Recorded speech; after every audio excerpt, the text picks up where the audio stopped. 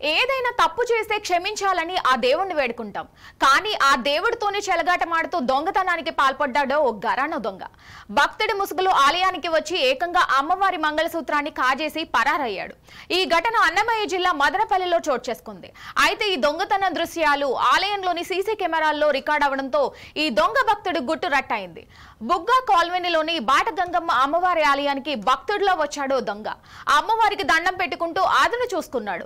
పూజారి గాని ఇతర భక్తులు లేకపోవడంతో తన పని కానిచ్చేశాడు. ఎంచక్క గర్భగుడిలోకి వెళ్లి అమ్మవారి మెడలోని బంగారు గొలుసును కాజేశాడు. ఇలా భక్తుడి ముసుగులో వచ్చి ఏకంగా అమ్మవారి నగలనే దోచుకున్నాడు.